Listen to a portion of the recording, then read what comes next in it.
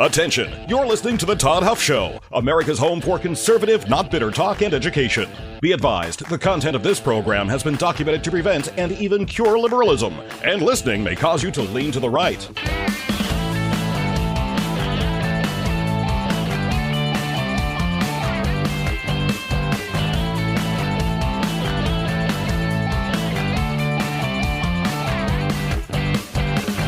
And now, coming to you from the Full Suite Wealth Studios, here's your conservative but not bitter host, Todd Huff.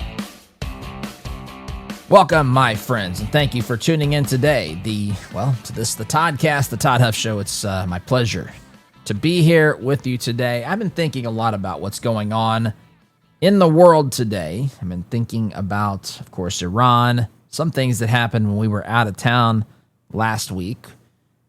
Thinking a little bit, I should say, about the Mexican cartels, thinking about Maduro, what has been happening in Venezuela. In fact, when we were on our little vacation, when we were out of town, 3 of our Uber drivers were Venezuelan. And yes, I did ask all of them their thoughts on what had been done with Maduro. And all of them were, I would say, ecstatic. And it just highlighted to me something that I think we all maybe know. I don't know how much time we spent thinking about it.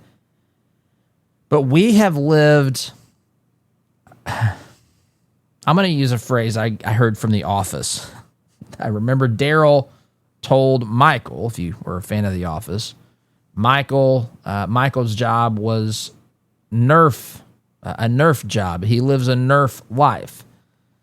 You know, when I was a kid, there were, I don't know if they still have, I guess they do, Nerf footballs, and you can have the little things that shoot the Nerf toy bullets or whatever, we used to have things that fired little Nerf rockets that you could shoot at each other. It's just, kind of a spongy material or whatever. And our lives here in the United States, in comparison to the rest of the world and what people have lived with under certain types of regimes, it can be a little nerfy. It can be insulated. It can be a little bit soft. Now, I want to pause because I know individually you may be going through some really, really difficult circumstances. Individually, we all may have problems that have plagued humanity since the fall of mankind. Those things include broken relationships, health problems, the loss of a loved one, financial problems. I mean, I could go on down the line. So those sorts of problems we're not insulated from. And those sorts of problems can be devastating. I'm not minimizing that. I'm not talking about that. I'm talking about being insulated from having to deal with a regime that's truly totalitarian, that's truly tyrannical, that's truly oppressive. Yes, we've had bad leaders here in the United States. Yes, we've had problems. We've had problems that we've had to deal with, and that we're going to have to continue dealing with. Yes, it is the nature of government to want to grow, and we have to be very aware of that. We have to be alert, awakened to what is going on in our country. I'm not minimizing any of that. Yes, there are real problems that we face in this country. Yes, there are times that free speech has been taken away, and those things are concerning, and we talk about those things, and I'm not minimizing that in the slightest, but we have been largely insulated from some of these problems that other people around the world have had to deal with. The problem is when these violent regimes are allowed to grow unchecked around the world, the bill eventually becomes due. Leaders in the free world are going to have to decide whether to confront these threats early on or allow these things to metastasize. And that's the core of what I see as our problem, and that's what I want to talk about today. We've allowed this to metastasize. We've allowed this to go to grow unchecked. We, the leaders of the free world. Now, where should we have intervened sooner? How should we have done that? I mean, there can be differences of opinion, but it's clear to me that we have allowed this to grow to a point that it can't, specifically Iran, but these other areas as well, the cartels in Mexico. There's other examples too. You've got the crisis in Cuba. You've got Maduro, Venezuela. There's a lot of problems, right? You've got Putin and Ukraine. You've got problems in many places. You got North Korea. Many of these things we, as a nation or as the free world, we've kicked the can, so to speak, down the road. We haven't wanted to deal with this. And listen, sometimes I understand. Sometimes you think, well, it's not really our place. The United States isn't the world's police. And I don't want the United States to be the world's police, but there comes a time when the problems are so clear and there's a clear and present danger that something has to be done to prevent the further metastasizing of the cancerous problem. And that's what I want to talk about today. And I will say Trump has adequately walked up to the metaphorical plate here and dealt with this. Now, it's upsetting to some, and I think it's upsetting for a lot of reasons. Some people just hate Trump. Some people, I don't think, have the slightest clue what we're up against. I think that many people are distracted in this country. They're more worried about who's going to win the next competition of The Voice or American Idol, or they're playing fantasy football or basketball. And listen, nothing's wrong with any of these things. It becomes a problem when it distracts us from the things that really matter. And when we've been lulled into a sleep and distracted, sometimes by our own devices, sometimes by the tempting and the, just the way our culture and the media narrative works, those sorts of things, the things that we're told are important, those things lead us in a direction that sometimes causes us to be apathetic or disconnected from reality. And I know I'm preaching to the choir. You follow these things. That's why you tune in here on a regular basis. I'm talking about a larger cultural, societal problem that we have in this country that many of you don't have because, again, you're engaged, you're trying to stay informed, you want to know what the threats and problems are, you're trying to sound the alarm bells and get your friends to pay attention or your coworkers and neighbors and everything else. I get it. But that's what I want to talk about here today, my friends. We've reached a point where we've ignored these problems for decades. In the case of Iran, for, you could say, 47 years, by and large. I mean, there's, of course, examples where that's not the case, but it's been ignored and it's been minimized, the level of the threat that they pose. So we'll talk about that, my friends, here in due course. Let's talk about something really quickly here, though, that is important to you, and that's your money. You've worked hard for your money, but is your money working hard for what you believe in? Or worse, is it working against what you believe in? At 48 Financial, they specialize in biblically responsible investing. That means they screen out companies that do not align with your faith, your values, and they'll help create a plan for you that fits your goals, your purpose. The best part is they've got all this stuff set up. All you have to do is tell them what your investments are, what your values are, and they'll give you a report on how your current investments are aligned with your values. So all you have to do is head on over to 48financial.com/Todd. That's 48financial.com/Todd to find out. And just take this quick and easy assessment. They'll take it from there. 48financial.com/Todd. 48 Financial, helping you align your money with your mission. Okay. So the current conflict in Iran forces Americans to confront realities that have been ignored for decades, really decades. You could say close to half a century, depending upon certain examples of times when these problems were directly confronted. But for a big chunk of the 47 years since the Islamic Revolution, in the founding of the Islamic Republic of Iran under the Ayatollahs, a lot of these things have been ignored. The average American person has no idea what's going on there. They probably can't find it on a map. They don't understand Shia, Sunni, Muslim. There's a lot of, I'd say, ignorance, misunderstanding, apathy, lack of concern.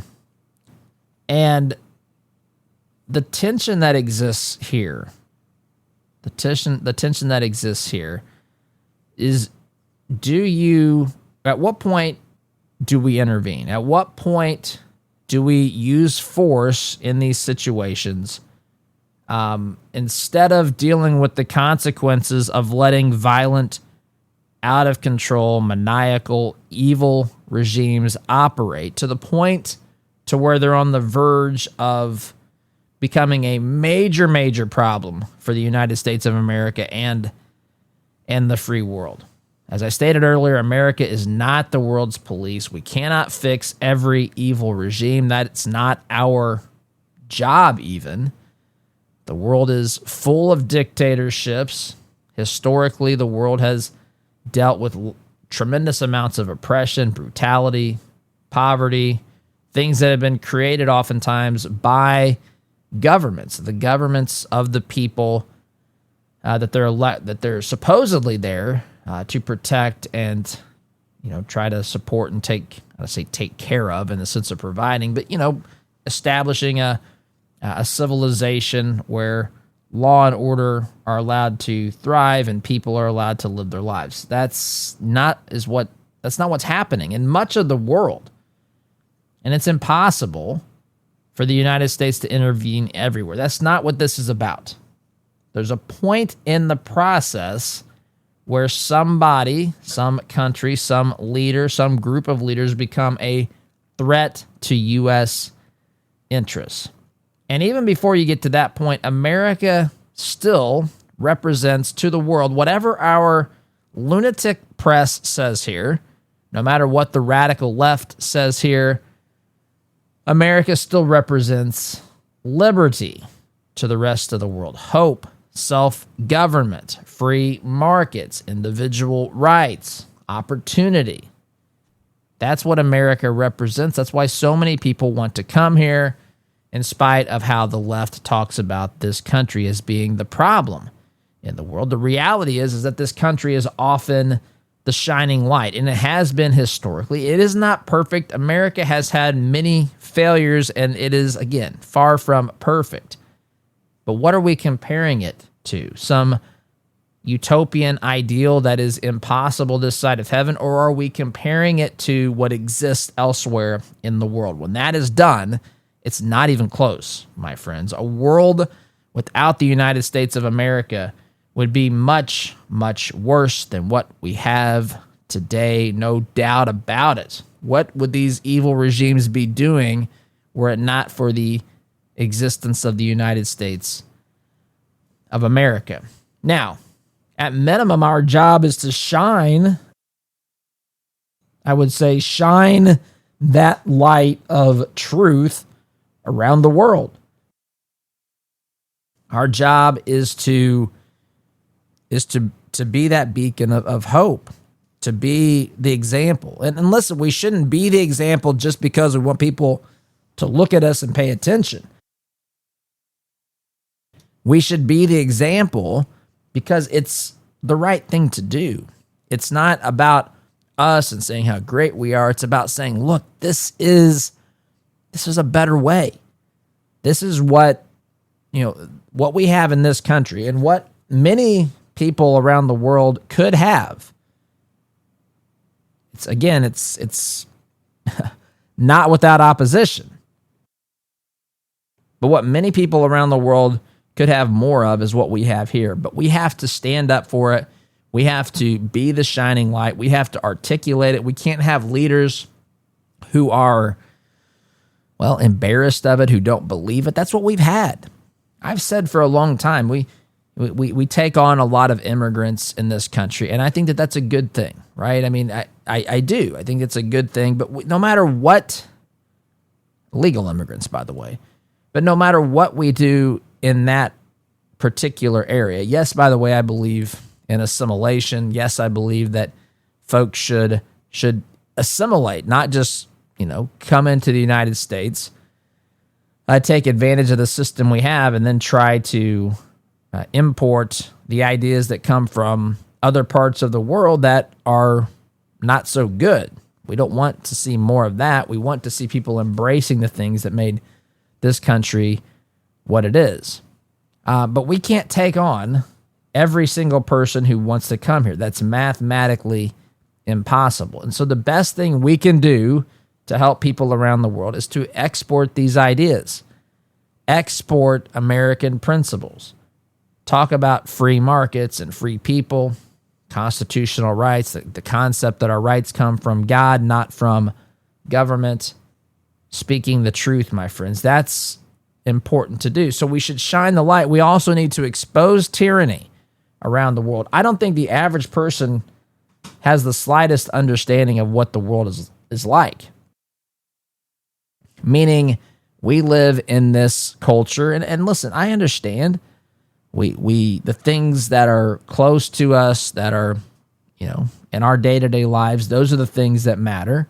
And sometimes thinking about what other countries or other people around the world have to deal with, it's so abstract. It's so foreign to us. We can't relate. We don't necessarily know anybody who's dealing with those things. But that doesn't mean that there's not millions and millions, and in some cases, billions of people who are dealing with those very problems.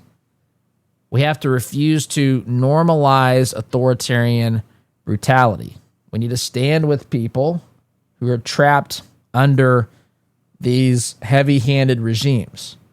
Look, these heavy-handed regimes, when I talk about Soviet communism, for example, how Soviet communism sought to expand, I often say that the United States, and certainly, again, didn't always handle every detail correctly, but we were correct in some assessments. Number one, when dealing with Soviet communism in the Cold War, we understood that communism had to expand because you eventually run out of other people's money. And the people who are under the heavy hand of communism realize that there's no incentive to work or be more productive. And so eventually they have to expand. They have to bring in new people. They have to force people into their system so that it produces enough just to feed the people. That's what happens in Soviet communism. And we just can't sit by idly. And I know, listen, I'm not saying that communism is the same exact political ideology that we're dealing with, but there certainly are commonalities. These are totalitarian governments who, in spite of whatever they say and proclaim, the reality is, the truth is, that these governments think about themselves first, and if they ever think about the people at all, they think about the people way on down the line. And so we have to stand and support the people who are living under these regimes while trying to promote liberty and things that have made this country great by the grace of God. Now, again, we can't be the world's police. I'm not arguing for that. There, however, becomes a point when a foreign evil becomes an American problem. And we've crossed that threshold when they become a threat to the U.S. homeland, when they become a threat to American allies, when they are a state sponsor of terrorism, when they build a ballistic missile capability coupled with their stated desire to destroy the United States of America and our ally Israel, they become a problem. They've crossed that threshold. And ultimately, or certainly, when they become a nuclear weapons threat around the world, coupled with ballistic missiles, that's clearly now an American problem. You know that in Iran, the leaders led chants of death to America, death to Israel. The regime openly committed multiple times, doubled, tripled down into this concept of destroying, annihilating the nation of Israel. I would say you can say that they've made that commitment to the United States as well. We're the great Satan in the eyes of these lunatics. Israel, of course, is the little Satan, according to these lunatics. Iran, of course, funded and equipped terrorist proxies to fight proxy wars, and they're clearly pursuing a nuclear capability, right? This is a ruse that they've given the international community for some time that said they're trying to develop nuclear energy to provide electricity to people, affordable electricity to people in the countryside of Iran. Bet me that this is ridiculous. There's no way that an adult should believe these people and their stated purpose. It is obvious what they're trying to do, and that's what they've been building. We took out their nuclear program to the best of our ability back in June of last year, and here we are in March of this year, or I guess it was February 28th of this year. We did the same thing by taking out new facilities that they were trying to build, trying to basically establish to continue their nuclear weapons program. This is not a simple disagreement over policy. It's not a simple disagreement over taxes. These things are important, my friends. It's not some regulatory policy. It's a question of how free societies survive and what we must do to ensure that evil and tyranny do not spread further around the world. And that's what I want to continue to talk about today. But as I glance at the clock, I am getting to the end of this, our first segment of the program today. Sit tight. Everything's going to be fine. We'll continue this conversation on the other side of the break. But friends, let me tell you here as I'm wrapping up this break, if you own a business, if you work in marketing, if you work in HR, if you are responsible for ordering things that have your company's logo on it, whether it's apparel, trade show signage, banners, whether it's promotional products, awards, my friends, Red, White, and Brand is here to help you. redwhiteandbrand.com. You can go and take a look at the products there, and we help put your logo. Red, White, and Brand helps put your logo on almost anything. Use code TODD, promo code TODD, to save 10% on your first purchase. redwhiteandbrand.com, your logo on almost anything. Promo code TODD. Quick timeout, my friends. Back here in just a minute.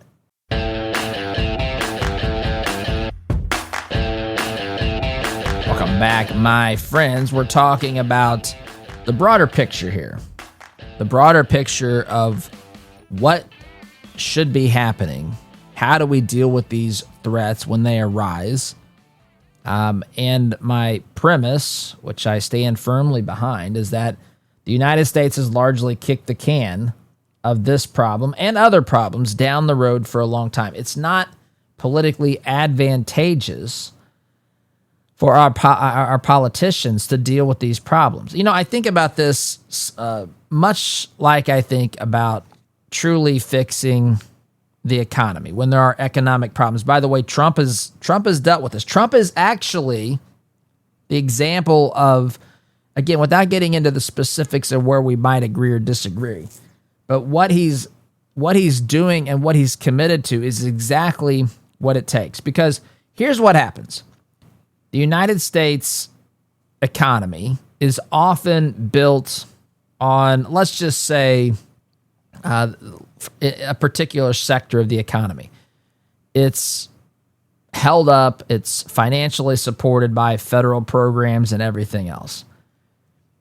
Well, we all know that it is in the best interest of the taxpayer and in the best interest of free markets for this not to be the case, for the government not to put its fingers on the scale, the economic scale, and to press down and to give advantages to some businesses, groups of people, whatever, over others. We all understand this, I think, at least theoretically or at some level, we understand that. The problem is that there will be short-term pain because the markets will adjust. People will probably, if you take away funding or federal dollars or whatever it is, however the government is helping a particular industry or whatever, if you take that away, there's going to be short-term pain. And see, our elections are every 2 years in the House of Representatives, every 4 years in the White House, and every 6 years for U.S. Senate seats. And sometimes that pain, that short-term pain, will interfere with those time cycles, the reality of how long we have to manage each of those things, each of those those problems, economic problems. So if a problem takes, say, 3, 4, 5 years to fully cycle out and to make its own corrections, politically it's dangerous because in the short term, you're going to have to go out there and explain why your economic policies or decisions to cut a program or whatever actually led to short-term problem. But see, it's long-term gain. I've compared this to getting treatment for let's say someone has a malignant, or excuse me, someone has a cancerous tumor. There's a period of time when the treatment path that you take may make you weaker, more tired, may be very difficult for you. But if they're able to kill the cancer, and I'm not trying to argue for a certain type of treatment or anything, but there's a process where the treatment can make people feel worse, more tired, more vulnerable maybe to other illnesses because their immune system's down. But the idea is to say, let's kill the disease. And then when we look out on the horizon, that's where renewed health, that's where that can be found. And there's examples of this happening with people. Or you could say let's say that you're looking to lose weight and get into shape. When you first start working out and dieting, you may have headaches, you may have fatigue, you may need to sleep more than usual, you may be sore from lifting and using muscles you hadn't used in years or whatever. But again, on the other side of that, if you give that some period of time, you will feel better, you'll have more energy, you'll lose more weight, you'll get healthier, whatever, on the other side of that. And but the problem is you have to walk through it. You have to walk through it. And in today's world where headlines are, short headlines or sound bites, it's not always helpful. And when you have a disengaged population who's, again, busy doing whatever it's doing and not really understanding how these decisions are made and how things take time and how there's a course correction involved, they just care about their bank accounts, the inflation rate today, whatever, right? Even if it's propped up and it's fake, they don't care because they're completely content and happy with their current lifestyle or whatever. And so you have this problem. And the same is true when you deal with problems on the international stage. And we've kicked the can down the road. But true leadership looks at this and says, here's the problem we're facing, and here's how we have to deal with it. The Islamic Republic of Iran, and you could also throw in El Mencho of the Jalisco New Generation Cartel. You could throw in El Chapo, the son of El Chapo. You could throw in Maduro in Venezuela, Hugo Chavez before him. You can go through all these examples and see that the short-term difficulties that come are sometimes simply too much for leaders to want to deal with it. It's easier. It's easier to kick the can down the road. It is. It's not the right thing to do. And so along comes a guy named Donald Trump, and he doesn't have that philosophy. He wants to address these problems. He sees the risks. He sees the threats. He sees the danger, and he acts, and he does something about it. Because what is the cost if we don't act? What is the cost? Now, there's dispute on this, but there's no doubt. I mean, Iran has not made it a secret. It kept it a secret what their intentions are.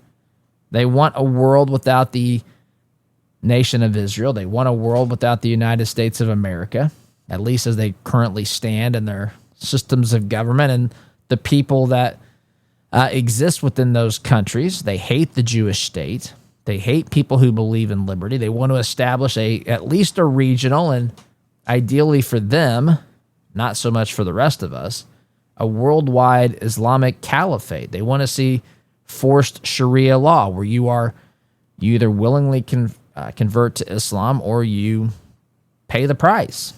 That's what these folks believe in. How do you compromise with that?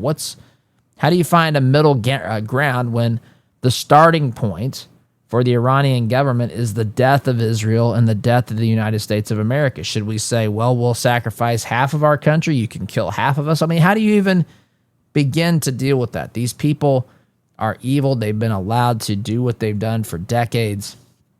And listen, I know that along the way, based upon some of the things I've laid out, how politicians deal with this, and also just the reality in human nature, you say, well, what are we supposed to do here? Should we really intervene there?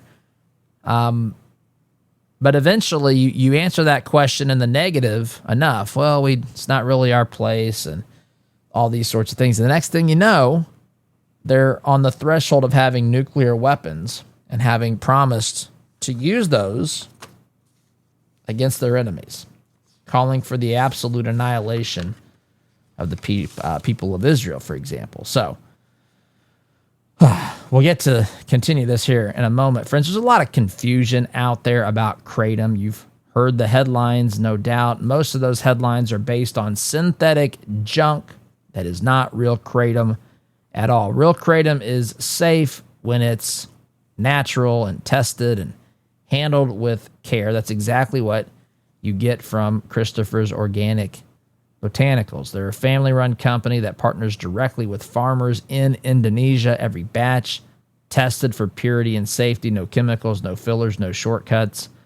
This has been a trusted herbal option for generations. It's been used for generations, and it is a real alternative for people looking for something that doesn't come with a warning label that is as long as a receipt from CVS. Now, do your own research, and Christopher's wants you to do your own research. You can go to their website, Christopher'sOrganicBotanicals.com, but you can go to other places as well. And once you're comfortable with the product and giving it a try, you can start with their Kratom Starter Pack. Use coupon code Todd Huff. You'll get 10% off your first order. Visit Christopher'sOrganicBotanicals.com. That's Christopher'sOrganicBotanicals.com. Truth, tradition, transparency, and yes, my friends, time out for me here behind the microphone. You are listening to the home of conservative, not bitter talk. I'm your host, Todd Huff. Back in just a minute.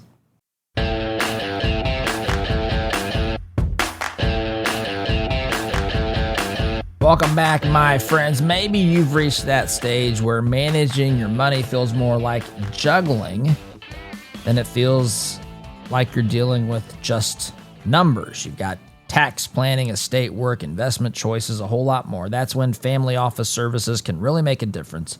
Full Suite Wealth brings all those pieces together into one cohesive strategy, all under one roof. Their Family Office Services gives you access to a coordinated team with advanced options strategies, private equity, private credit, legal expertise. It's about simplifying your financial life, planning for your future, making sure your legacy stays strong.